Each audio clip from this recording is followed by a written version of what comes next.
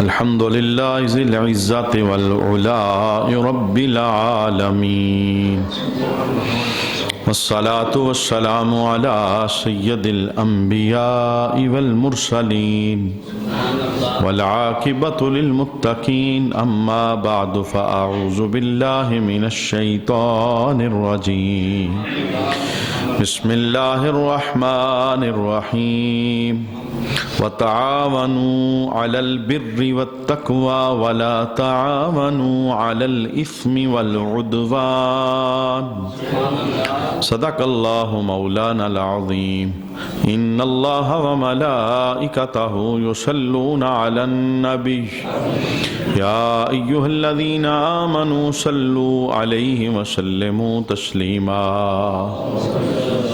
اللهم صل على سيدنا ومولانا محمد وعلى آل سيدنا ومولانا محمد وبارك وسلم وصل عليه الصلاة والسلام عليك يا سيدي يا رسول الله صلاة والسلام عليك يا سيدي يا حبيب الله صلاة والسلام عليك يا سيدي يا شفيع المذنبين وعلى آلك وأصحابك يا سيدي يا رحمة للعالمين بعد حمد و صلاة لائق عزت و تکریم جمیع احباب سمین وقار عہد کے میدان کے اندر آقا حضور رحمت عالم صلی اللہ تعالی علیہ وآلہ وسلم نے جو عظیم الشان خطبہ ارشاد فرمایا، اس تقریر اور خطبے کا آخری پیغام اور آخری جملہ جو معاشرے کا ایک بہت بڑا سبق ہے اور مسلمانوں کی انفرادی اور اجتماعی زندگی کے اندر اس کا بڑا عمل دخل ہے، میرے محبوب کریم علیہ السلام نے عہد کے میدان کے اندر اس پیغام کی طرف بھی اشارہ فرمایا۔ تقریر کے آخری الفاظ سماعت کریں، پیغام کیا ہے، پھر میں اس کے ضمن کے اندر عرض کرتا ہوں۔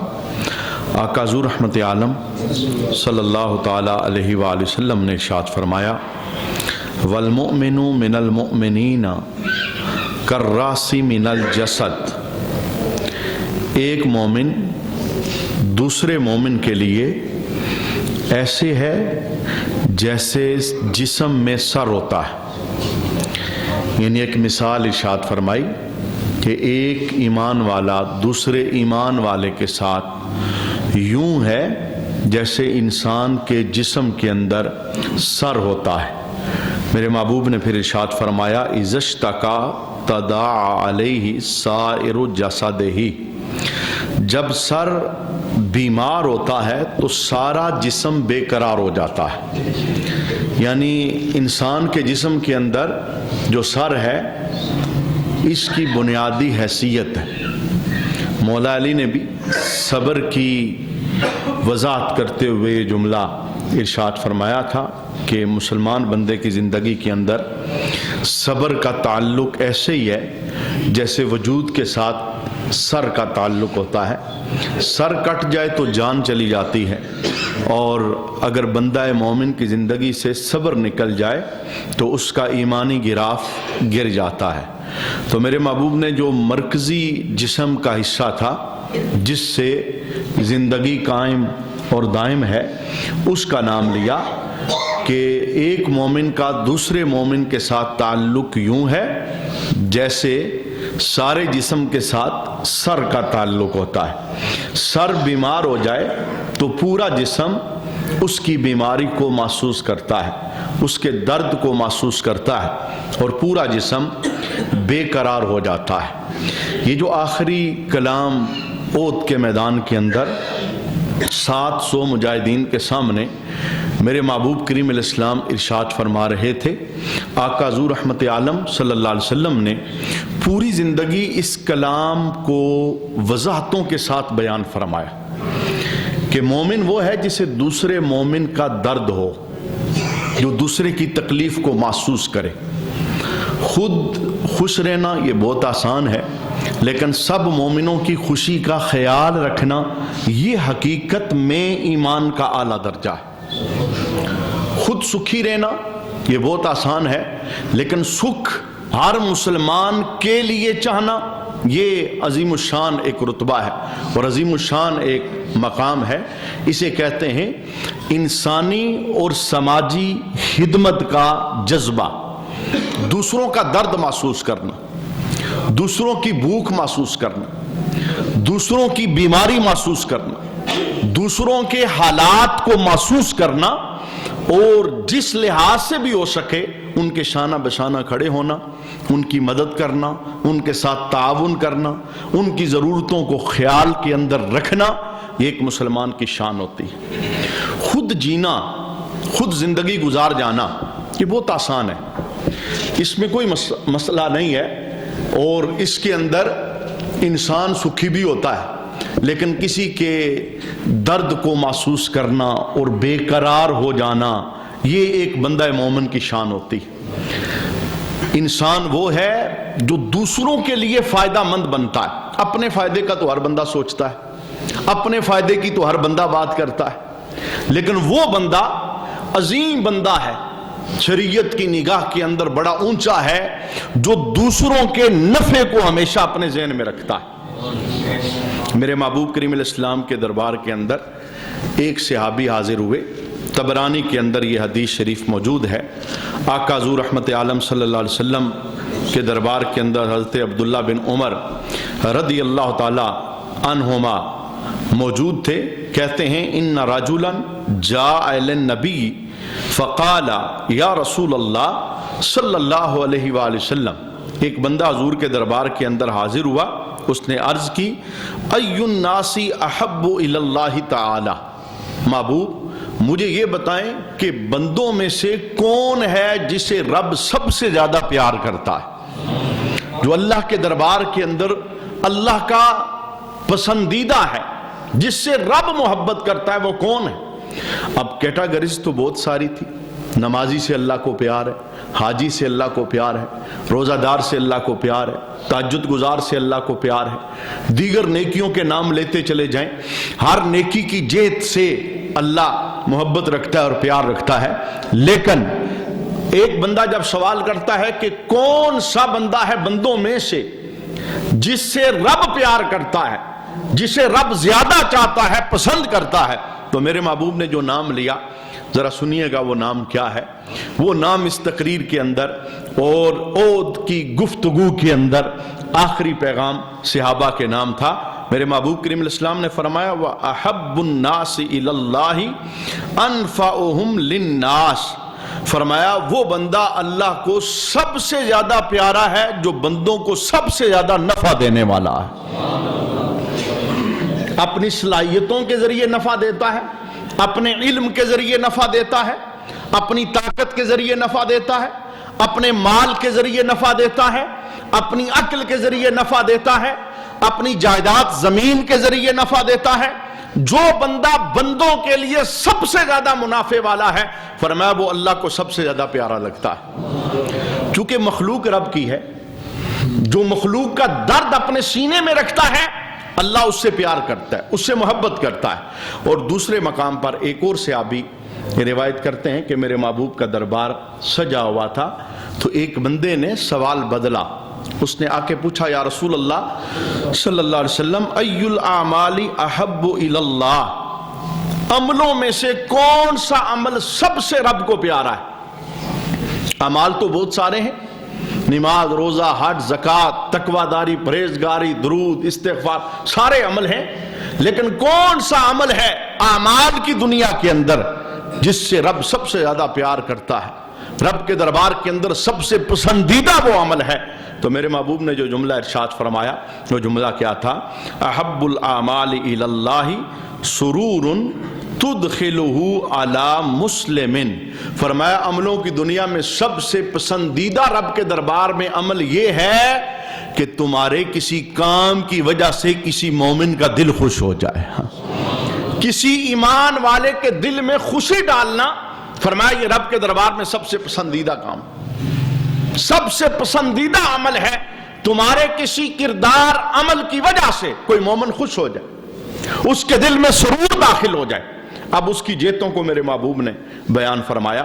آقا حضور ارشاد فرماتے ہیں او تکشف عنہ کربتن، فرمایا اگر تم مومن سے کوئی دکھ دور کر دو تو یہ عمل سب سے پسندیدہ عمل ہے۔ اس کا دکھ کسی بھی نوعیت کا ہو، وہ بیمار ہے، وہ قرض دار ہے، وہ نشیب و فراز کا شکار ہو چکا ہے، وہ پستی میں ہے، وہ زوال میں ہے، وہ غربت و افلاس میں ہے، فرمایا اگر تمہارے کسی کردار کی وجہ سے اس کے دکھ کا مداوا ہو جائے، اس کے آنسو خشک ہو جائیں، اس کے دل میں خوشی داخل ہو جائے، فرمایا یہ عمل اللہ کو سب سے پیارا ہے۔ اور پھر میرے محبوب نے تیسرا جملہ ارشاد فرمایا او تقضی عنہ دینا، فرمایا اگر تم کسی مومن کا قرض اتار دو،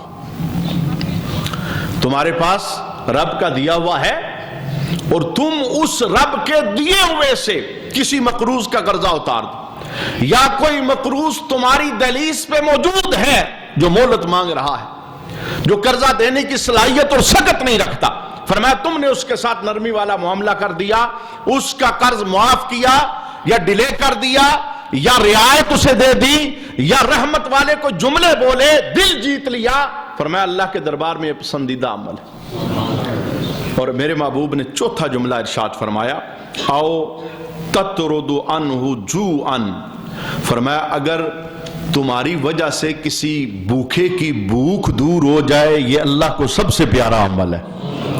دیکھیں یہ انسانیت کا درد ہے، یہ وہ چیز ہے جسے اللہ کے حبیب احد کے میدان میں بیان کر رہے تھے۔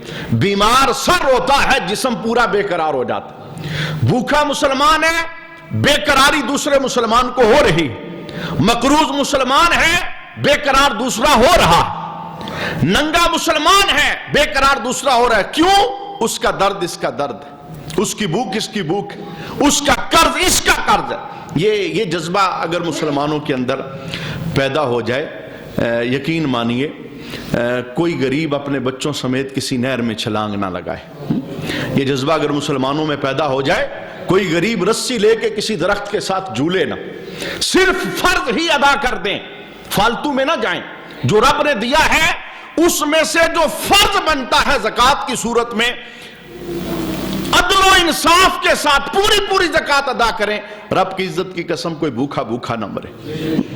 یہاں تو زکوٰۃ بھی اندازوں سے دی جاتی ہے، بنتی کروڑ ہو تو لاکھ دے کر اپنے آپ کو مطمئن کر دیا جاتا ہے، میں نے تو دے دیا۔ جناب ہمارے کیلکولیٹر یہ خراب ہو سکتے ہیں، ہمارے حساب کتاب غلط ہو سکتے ہیں، لیکن رب کا حساب بڑا پختہ ہے، وہ کچہری بڑی سخت، اور وہ کچہری ایسی ہے بال اور ذرے کا حساب ہوگا۔ تو میرے محبوب کریم علیہ السلام نے سماجی خدمت کا جذبہ، انسانی درد کو سینے میں رکھنے کا جذبہ، یہ مسلمانوں کے نام اس پیغام کے اندر ارشاد فرمایا۔ اللہ اکبر۔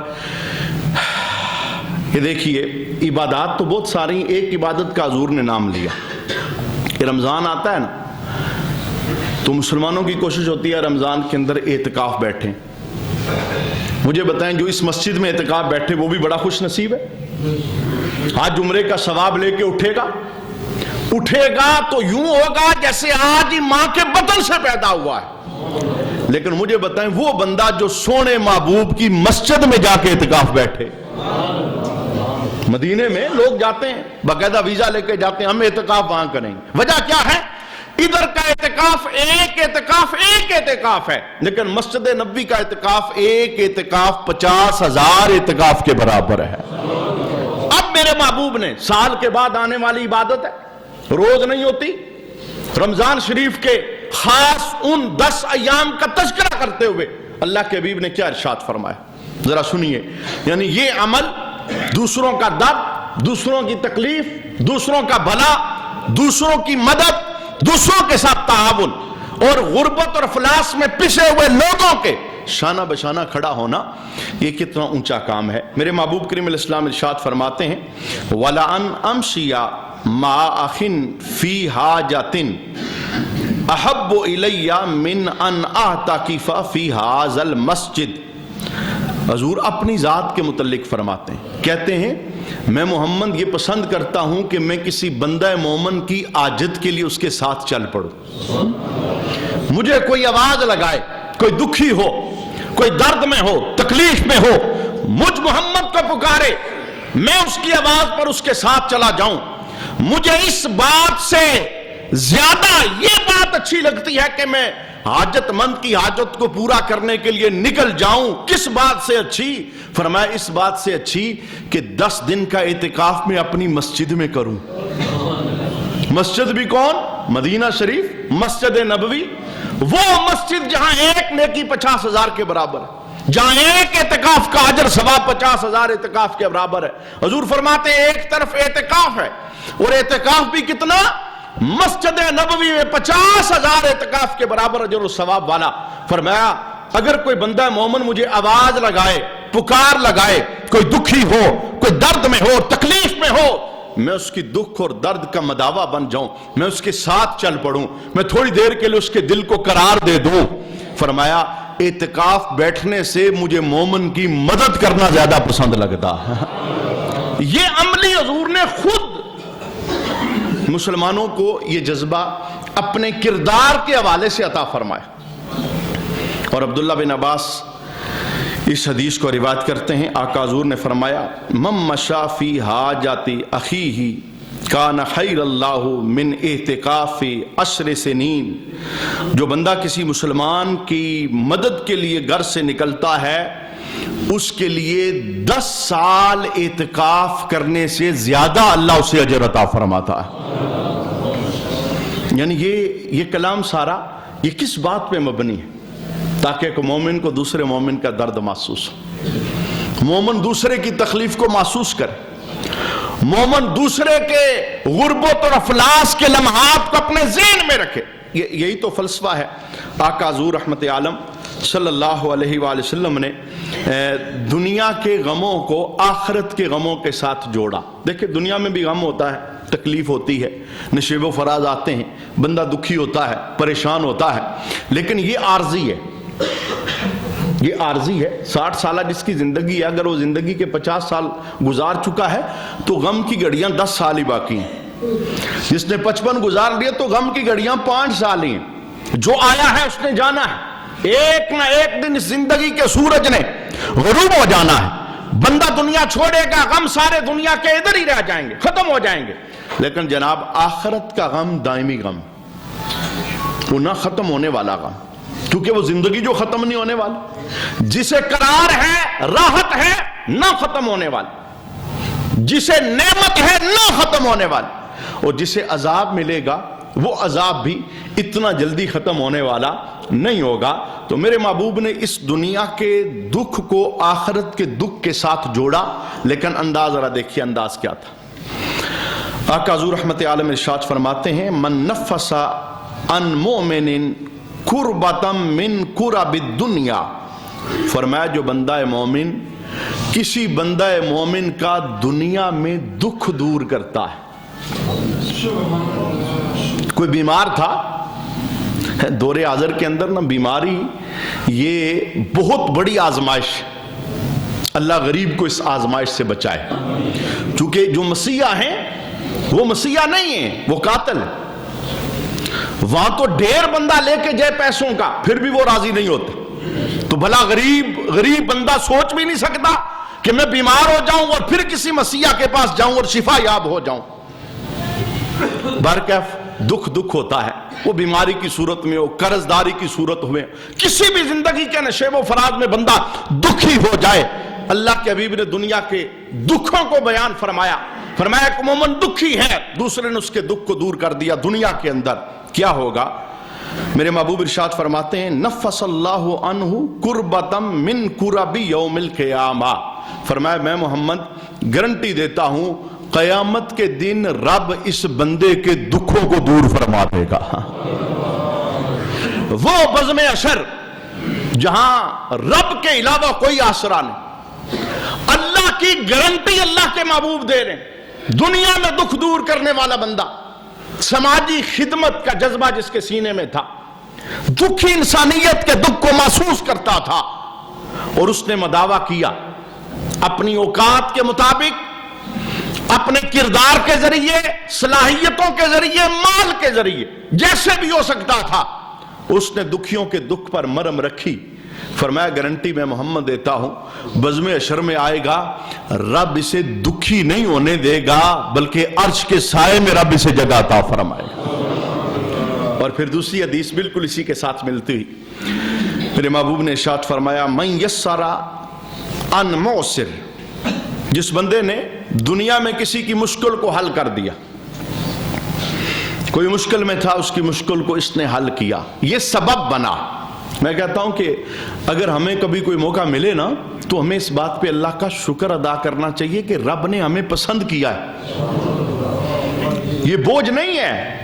ہمیں اس بات پہ رب کا شکر ادا کرنا چاہیے کہ میں رب کے دربار میں کتنا پسندیدہ ہوں، اس مشکل گھڑی کے لیے بندے کے لیے رب نے میرا انتخاب کیا ہے۔ بندے تھوڑے تھے، کسی کا بھی ہو سکتا تھا، کوئی بھی مداوا کر سکتا تھا، پر میں کتنا خوش نصیب ہوں، میں اس دکھی کے ساتھ کھڑا ہوں، میں اس کے غم کا مداوا کر رہا ہوں۔ تو اللہ کے حبیب ارشاد فرماتے ہیں من یسر عن معسر، جس بندے نے کسی کی مشکل کو دنیا میں حل کر دیا، یسر اللہ علیہ فی الدنیا والآخرہ، فرمایا اللہ اس کی دنیا بھی آسان کرے گا، اس کی آخرت بھی آسان فرما دے گا۔ صرف ایک وعدہ نہیں، فرمایا دنیا کے اندر دکھی لوگوں کے کام آنے والے دکھ رب تجھ سے دور کرے گا، دنیا بھی تیری آسان، قبر بھی تیری آسان، اور حشر بھی تیرا آسان ہو جائے۔ میرے محبوب کریم علیہ السلام نے ایک وظیفہ ارشاد فرمایا، ہر بندہ چاہتا ہے رب میری مدد کرتا رہے، میں گروں نہ، کیونکہ تقدیر میں کیا لکھا ہے، آنے والی گھڑیاں کیسے ہوں گی، خفیہ رب کی تدبیر کیا ہے یہ کوئی نہیں جانتا۔ اس اللہ کی خفیہ تدبیر سے ہر ایک کو ڈرنا چاہیے، لیکن اللہ کے حبیب نے ایک نسخہ ارشاد فرمایا، ایک وظیفہ ارشاد فرمایا، اگر کوئی چاہتا ہے زندگی کے ہر لمحے میں رب کی مدد اس کے ساتھ رہے، رب کی معیت اس کے ساتھ رہے، اور جس کے ساتھ اللہ کی مدد ہوتی ہے، اللہ کی معیت ہوتی ہے، رب کی عزت کی قسم دنیا پوری دشمن بھی بن جائے اس کا کچھ نہیں بگاڑ سکتا، کیونکہ سب سے بڑھ کر رب کی مدد ہے، سب سے بڑھ کے اللہ کی معیت ہے۔ لیکن اللہ کی معیت مدد ملے گی کیسے؟ وہ نسخہ اور وہ وظیفہ اللہ کے حبیب نے ارشاد فرمایا، ذرا سنیے وظیفہ کیا ہے۔ میرے محبوب فرماتے ہیں واللہ فی عون العبد، اللہ اس وقت تک بندے کی مدد کرتا رہتا ہے، لمٹ کوئی نہیں، ایک شرط ہے، اس وقت تک رب بندے کا مددگار رہتا ہے، رب بندے کی معیت، رب بندے کی نصرت کرتا رہتا ہے۔ کس وقت تک؟ میرے محبوب فرماتے ہیں ما کان العبد فی عون اخیہ، جب تک بندہ اپنے مسلمان بھائی کی مدد کرتا رہتا ہے۔ رب نے اپنی مدد دینے کا وظیفہ بتایا، فرمایا میری مدد تب تک تمہارے ساتھ رہے گی جب تک تو اپنے بھائی کا مددگار رہے، یہ جذبہ تیرے ذہن میں رہے گا، یہ دکھ کا احساس تیرے ذہن میں رہے گا، تب تک میں تیرا مددگار رہوں گا، ہر گھڑی ہر لمحہ زندگی کے ہر موڑ پہ تجھے گرنے نہیں دوں گا، اگر تیرے دل کے اندر دوسروں کا درد موجود ہے اور دوسروں کے درد کو دور کرنے کے لیے تو اپنا عملی کردار ادا کرتا رہتا ہے۔ اللہ اکبر۔ بخاری شریف کے اندر میرے محبوب نے بڑی خوبصورت ایک مثال ارشاد فرمائی، فرمایا مثل المومنین، ایمان والوں کی مثال ایسے ہے، کن کن باتوں میں؟ فی توادہم، مودت کے لحاظ سے، یعنی ایک ایمان والا دوسرے ایمان والے کے لیے کتنا مودت والا ہوتا ہے، کتنی محبت کرتا ہے۔ اس دور کا انداز بدل گیا، لوگ چہروں پر محبت کرتے ہیں، دل میں سام پالتے ہیں، دو زبانیں رکھتے ہیں، چہرے پر اور ہوتے ہیں، پشت پیچھے اور ہوتے ہیں، لیکن ایک کلمہ گو ایمان والا بندہ مومن، اس کا احساس یہ نہیں سامنے والا کون ہے، اس کا احساس یہ ہے میرا کلمہ گو بھائی ہے۔ تو اللہ کے حبیب نے فرمایا ایک کلمہ پڑھنے والا دوسرے کلمہ پڑھنے والے کے ساتھ کتنی محبت کرتا ہے۔ دوسرا جملہ وَتَرَاحُمِهِمْ، ایک کلمہ پڑھنے والا دوسرے کلمہ پڑھنے والے کے ساتھ کتنا رحیم ہوتا ہے. اور تیسرا جملہ وَتَعَاطُفِهِمْ، ایک کلمہ پڑھنے والا دوسرے کلمہ پڑھنے والے کے ساتھ کتنا مہربان ہوتا ہے. یہ مثال دینے کے لیے ایک مومن کو دوسرے مومن سے پیار کتنا ہے، رحمت کتنی ہے، مہربانی کتنی ہے، یہ مثال دینے کے لیے اللہ کے حبیب نے ارشاد فرمایا مثل الجسدی، مثال جسم کی لے لو، مثال جسم کی، ہر ایک کو سمجھ آنے والی بات، ہر ایک کی فطرت کے قریب بات. اللہ کے حبیب نے ارشاد فرمائی اِذَا اشْتَكَى مِنْهُ عُضْوٌ تَدَاعَى لَهُ سَائِرُ الْجَسَدِ بِالسَّهْرِ وَالْحُمَّى، فرمایا پورے جسم میں سے ایک عضو بیمار ہو جائے تو پورا جسم جاگ کر رات گزار لیتا ہے. انگلی میں کٹ لگے، باقی جسم یہ نہیں کہتا کہ انگلی کو لگا، ہمیں تو نہیں لگا، ہم سو لیتے. آنکھ میں درد ہو جائے، کان میں درد ہو جائے، جس طرح کان کا درد پورا جسم محسوس کرتا ہے، ہاتھ بے قرار، پاؤں بے قرار، دل بے قرار، ایک جسم کے حصے کا درد پورے جسم کو بے چین کر دیتا ہے، بے قرار کر دیتا ہے. فرمایا سنو، ایک مومن کی مثال دوسرے مومن کے لیے ایسے ہوتی ہے. مومن پاکستان کا ہو یا انڈیا کا ہو، مومن بنگلہ دیش کا ہو یا فلسطین کا، یہ شام کا ہو یا عراق کا ہو، یہ افغانستان کا ہو یا کسی اور خطے کا ہو، کلمہ پڑھنے والا ہو، اس کا درد کروڑوں میل دور بیٹھا مومن اپنے سینے میں محسوس کرے گا. وجہ کیا ہے؟ فرمایا رب نے تعلق ہی ایسا جوڑا ہے. مثال دی، فرمایا جسم والا تعلق ہے. جسم پورے کا پورا کسی ایک عضو کے بیمار ہونے پہ خود بیمار ہو جاتا ہے، خود احتجاج کرتا ہے. درد، پاؤں میں انگلی میں کٹ لگا، رو آنکھ رہی ہے تو گویا آنکھ بتا رہی ہے کہ انگلی میں تجھ سے جدا نہیں، میرا تیرے ساتھ تعلق ہے، میں جڑی ہوں تیرے ساتھ. تو درد غریب کا، دکھ والے کا، محتاج کا، قرضدار کا، حالات کے پچھے ہوئے بندے کا، جناب ہر مومن کو محسوس کرنا چاہیے. چونکہ میرے محبوب نے ہمیں جوڑا ہی اس طرح سے، ہمیں جوڑا اس طرح ہے. اور ایک اور حدیث کے اندر اللہ کے حبیب نے جو کلام ارشاد فرمایا، اس کلام کی رونق کو سماعت کریں. اللہ کے حبیب نے فرمایا المؤمن للمؤمن کالبنیان یشد بعضہ بعضا، فرمایا مسلمان کے لیے یوں ہے جیسے دیوار کی اینٹیں ہوتی ہیں.